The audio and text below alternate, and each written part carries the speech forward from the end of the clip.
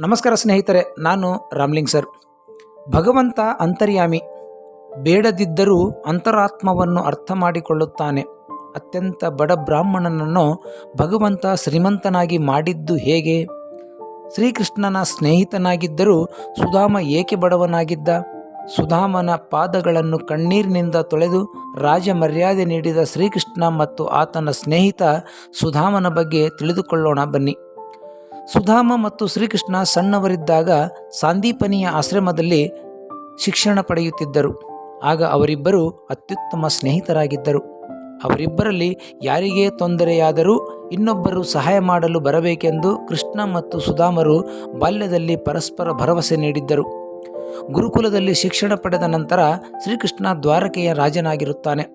ಆದರೆ ಅವನ ಮಿತ್ರ ಸುಧಾಮ ಬಡವನಾಗಿರುತ್ತಾನೆ. ಎಂದಿಗೂ ಸಂಪತ್ತನ್ನು ಸಂಗ್ರಹಿಸುವಲ್ಲಿ ಆಸಕ್ತಿ ತೋರಲಿಲ್ಲ.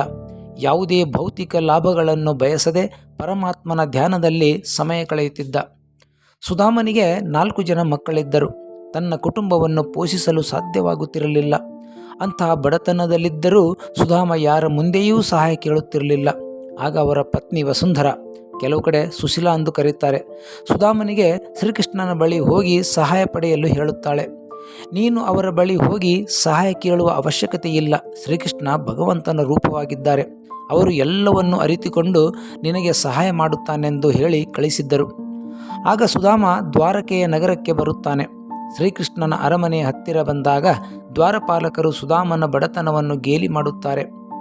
ಆಗ ಶ್ರೀಕೃಷ್ಣ ಮತ್ತು ನಾನು ಪರಸ್ಪರ ಸ್ನೇಹಿತರು ಎಂದು ಸುಧಾಮ ಹೇಳಿದಾಗ ಅಲ್ಲಿನ ದ್ವಾರಪಾಲಕರು ಇದನ್ನು ನಂಬುವುದಿಲ್ಲ. ಏಕೆಂದರೆ ಆತನ ಬಟ್ಟೆಗಳು ಹರಿದಿರುತ್ತವೆ, ಕಾಲಲ್ಲಿ ಚಪ್ಪಲಿ ಇರುವುದಿಲ್ಲ, ಭಿಕ್ಷುಕನಂತೆ ಕಾಣುತ್ತಿರುತ್ತಾನೆ. ಹಾಗಾಗಿ ಅವನಿಗೆ ಯಾರೂ ನಂಬುವುದಿಲ್ಲ. ಇಲ್ಲಿಂದ ವಾಪಸ್ಸು ಹೋಗಿ ಎಂದು ಗೇಲಿ ಮಾಡುತ್ತಿರುತ್ತಾರೆ. ನಾನು ಶ್ರೀಕೃಷ್ಣನ ಬಾಲ್ಯದ ಸ್ನೇಹಿತ ಎಂದು ಹೇಳಿದಾಗ ದ್ವಾರಪಾಲಕರು ಅರಮನೆಯೊಳಗೆ ಹೋಗಿ ಸುಧಾಮ ಬಂದಿರುವ ಮಾಹಿತಿ ಶ್ರೀಕೃಷ್ಣನಿಗೆ ಕೊಡುತ್ತಾರೆ. ಆಗ ಸ್ವತಃ ಶ್ರೀಕೃಷ್ಣನೇ ಬಾಗಿಲ ಬಳಿ ಓಡಿ ಬಂದು ಸುಧಾಮನನ್ನು ತಬ್ಬಿಕೊಳ್ಳುತ್ತಾನೆ. ತನ್ನೊಂದಿಗೆ ಅರಮನೆಗೆ ಕರೆದೊಯ್ದು ಸಿಂಹಾಸನದ ಮೇಲೆ ಕೂರಿಸುತ್ತಾರೆ. ಸುಧಾಮನ ಪಾದಗಳನ್ನು ನೋಡಿ ಕಣ್ಣೀರು ಹಾಕುತ್ತಾನೆ. ಕಣ್ಣೀರ ಹನಿಗಳು ಸುಧಾಮನ ಪಾದದ ಮೇಲೆ ಬೀಳುತ್ತವೆ. ಕಣ್ಣೀರಿನ ಹನಿಯಿಂದ ಸುಧಾಮನ ಪಾದ ತೊಳೆಯುತ್ತಾನೆ. ನಂತರ ಪಂಚಾಮೃತದಿಂದ ಸ್ನಾನ ಮಾಡಿಸಿ ಸಿಂಹಾಸನ ಮೇಲೆ ಕೂರಿಸುತ್ತಾರೆ. ಸುಧಾಮನ ಪತ್ನಿ, ಸ್ನೇಹಿತನ ಮನೆಗೆ ಹೋಗುತ್ತಿದ್ದೀಯಾ? ಖಾಲಿ ಕೈಯಲ್ಲಿ ಹೋಗಬಾರದೆಂದು ನೆರೆಹೊರೆಯವರಿಂದ ಹಿಡಿ ಅಕ್ಕಿ ಸಂಗ್ರಹಿಸಿ ಬಟ್ಟೆಯಲ್ಲಿ ಕಟ್ಟಿ ಕಳಿಸಿದ್ದಳು. ಆದರೆ ಕೃಷ್ಣನಿಗೆ ಈ ಅಕ್ಕಿ ಕೊಡುವುದು ಹೇಗೆ ಎಂದು ಸುಧಾಮ ಬಚ್ಚಿಡುತ್ತಿದ್ದ. ಅದನ್ನು ಗಮನಿಸಿದ ಕೃಷ್ಣ, ನನಗಾಗಿ ಏನು ತಂದೀಯಾ? ಅದನ್ನೇಕೆ ಬಚ್ಚಿಡುತ್ತಿದ್ದೀಯಾ ಎಂದು ಸುಧಾಮನ ಕೈಯಿಂದ ಕಸಿದುಕೊಳ್ಳುತ್ತಾನೆ. ನನಗಾಗಿ ತಂದ ಆಹಾರ, ಇದನ್ನೇಕೆ ಬಚ್ಚಿಡುತ್ತಿದ್ದೀಯಾ ಎಂದು ಎಲ್ಲರೆದುರು 2 ಹಿಡಿ ಅಕ್ಕಿಯನ್ನು ತಿನ್ನುತ್ತಾನೆ. ನಂತರ ಸುಧಾಮನ ಜೊತೆ ಊಟ ಮಾಡುತ್ತಾನೆ.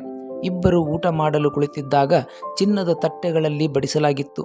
ಆಗ ಮನೆಯಲ್ಲಿ ಹಸಿದ ಮಕ್ಕಳನ್ನು ನೆನಪಿಸಿಕೊಂಡು ಸುಧಾಮ ದುಃಖಿತನಾಗುತ್ತಾನೆ.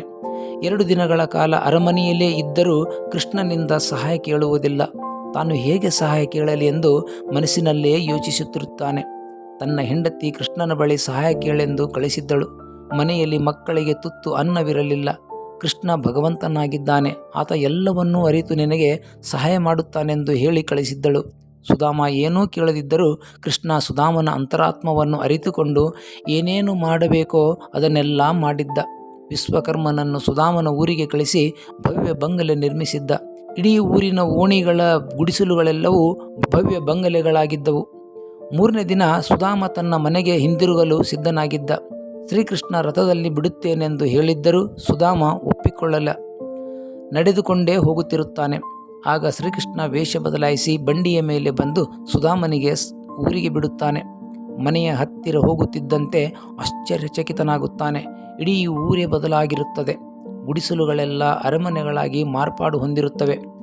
ತನ್ನ ಹಳೆಯ ಗುಡಿಸಲು ಭವ್ಯವಾದ ಅರಮನೆಯಾಗಿ ಮಾರ್ಪಾಡಾಗಿರುತ್ತದೆ. ಅರಮನೆಯೊಳಗೆ ಹೋಗುತ್ತಿದ್ದಂತೆ ತನ್ನ ಪತ್ನಿ ಹೊಳೆಯುವ ರೇಷ್ಮೆ ಸೀರೆಯನ್ನುಟ್ಟು ಎದುರು ಬಂದು ನಿಲ್ಲುತ್ತಾಳೆ. ಮಕ್ಕಳ ವೇಷಭೂಷಣ ಬದಲಾಗಿರುತ್ತವೆ. ಮನೆಯಲ್ಲಿ ದವಸ ಧಾನ್ಯ ತುಂಬಿರುತ್ತವೆ. ಆಗ ಸುಧಾಮನಿಗೆ ಅರ್ಥವಾಗುತ್ತದೆ, ಇದೆಲ್ಲ ಶ್ರೀಕೃಷ್ಣನ ಮಹಿಮೆ ಎಂದುಕೊಳ್ಳುತ್ತಾನೆ. ಹಣದ ವ್ಯಾಮೋಹ ಹೆಚ್ಚಾಗಿ ಎಲ್ಲಿ ಭಗವಂತನನ್ನು ಮರೆತು ಬಿಡುತ್ತೇನೆಯೋ ಎಂಬ ಚಿಂತೆ ಕಾಡುತ್ತಿರುತ್ತದೆ. ಆಗ ಭಕ್ತಿಯಿಂದ ಭಗವಂತನಿಗೆ ಪ್ರಾರ್ಥನೆ ಮಾಡುತ್ತಾನೆ. ನನಗೆ ಹಣದ ಮೇಲೆ ಮೋಹ ಬರದಂತೆ ಆಶೀರ್ವಾದ ಕೊಡಬೇಕೆಂದು ಬೇಡಿಕೊಳ್ಳುತ್ತಾನೆ. ಸುಧಾಮ ಶ್ರೀಕೃಷ್ಣನ ಆತ್ಮೀಯ ಸ್ನೇಹಿತನಾಗಿದ್ದರೂ ಏಕೆ ಬಡವನಾಗಿದ್ದು ಗೊತ್ತಾ? ಗುರು ಸಾಂದೀಪನಿ ಆಶ್ರಮದಲ್ಲಿದ್ದಾಗ ಶ್ರೀಕೃಷ್ಣ ಸುಧಾಮ ಒಂದು ದಿನ ಹೋಮ ಹವನ ಮಾಡಲು ಸೌದೆ ತರಲು ಕಾಡಿಗೆ ಹೋಗುತ್ತಾರೆ. ಆಗ ಆಶ್ರಮದ ರಾಜಮಾತೆ ಸುಧಾಮನಿಗೆ ಹುರಿದ ಕಡಲೆಕಾಳುಗಳನ್ನು ಕೊಟ್ಟಿದ್ದರು. ಹಸಿವಾದಾಗ ಇಬ್ಬರು ಹಂಚಿಕೊಂಡು ತಿನ್ನಬೇಕೆಂದು ಹೇಳಿ ಕಳಿಸಿದ್ದರು. ಆ ಕಡಲೆಕಾಳುಗಳನ್ನು ಸುಧಾಮ ಒಂದು ಮೂಟೆಯಲ್ಲಿ ಕಟ್ಟಿಕೊಂಡಿದ್ದ. ಕಾಡಿನಲ್ಲಿ ಕಟ್ಟಿಗೆಯನ್ನು ಸಂಗ್ರಹಿಸಿದ ನಂತರ ಮನೆಗೆ ಹಿಂತಿರುಗುತ್ತಿದ್ದರು. ಆಗ ಜೋರಾಗಿ ಮಳೆ ಬರುತ್ತದೆ. ಮಳೆಯಿಂದ ಆಶ್ರಯ ಪಡೆಯಲು ಮರದ ಮೇಲೆ ಕುಳಿತಿರುತ್ತಾರೆ. ಆಗ ಸುಧಾಮನಿಗೆ ಹಸಿವಾಗಿರುತ್ತದೆ, ಶ್ರೀಕೃಷ್ಣನಿಗೂ ಹಸಿವಾಗಿರುತ್ತದೆ. ತನ್ನ ಸ್ನೇಹಿತ ಶ್ರೀಕೃಷ್ಣನಿಗೆ ಕಡಲೆಕಾಳು ಕೊಡದೆ ತಾನೇ ತಿನ್ನುತ್ತಾನೆ. ಶ್ರೀಕೃಷ್ಣ ಕೇಳಿದರೂ ಕಡಲೆಕಾಳು ಕೊಡುವುದಿಲ್ಲ. ಆದರೆ ಕೃಷ್ಣ ಇದನ್ನೆಲ್ಲ ನೋಡುತ್ತಿದ್ದ. ಗುರುಕುಲದ ರಾಜಮಾತೆ ಇಬ್ಬರು ಹಂಚಿಕೊಂಡು ತಿನ್ನಬೇಕೆಂದು ನೀಡಿದ ಹುರಿದ ಕಡಲೆಕಾಳುಗಳನ್ನು ಸುಧಾಮ ಒಬ್ಬರೇ ತಿಂದಿದ್ದರು. ಈ ಸ್ವಾರ್ಥ ಮನೋಭಾವದಿಂದಾಗಿಯೇ ಸುಧಾಮ ಮುಂದೆ ಬಡವನಾಗುತ್ತಾನೆ. ಕೃಷ್ಣನಿಗೆ ಸುಧಾಮ ತೋರಿಸಿದ ಈ ಮೋಸವು ಅವನನ್ನು ಬಡವನನ್ನಾಗಿ ಮಾಡಿತು. ಮುಂದೆ ಅದೇ ವ್ಯಕ್ತಿಯಿಂದ ಸಹಾಯಕ್ಕಾಗಿ ಬರಬೇಕಾಯಿತು. ಸುಧಾಮನಿಗೆ ದೊಡ್ಡವನಾದ ಮೇಲೆ ಹಣದ ಮೇಲೆ ವ್ಯಾಮೋಹವಿರಲಿಲ್ಲ. ಸದಾ ಭಗವಂತನ ನಾಮಸ್ಮರಣೆ ಮಾಡುತ್ತಿರುತ್ತಾನೆ. ಹಾಗಾಗಿ ಸುಧಾಮನಿಗೆ ಶ್ರೀಮಂತನಾಗುವ ಭಾಗ್ಯ ಒಲಿಯುತ್ತದೆ. ಈ ಮಾಹಿತಿ ನಿಮಗೆ ಇಷ್ಟವಾದರೆ ಲೈಕ್ ಮಾಡಿ, ಕಮೆಂಟ್ ಮಾಡಿ, ಸಬ್ಸ್ಕ್ರೈಬ್ ಮಾಡಿ. ಮತ್ತೊಂದು ಕುತೂಹಲಕಾರಿ ಮಾಹಿತಿಯೊಂದಿಗೆ ಭೇಟಿಯಾಗೋಣ. ನಮಸ್ಕಾರ.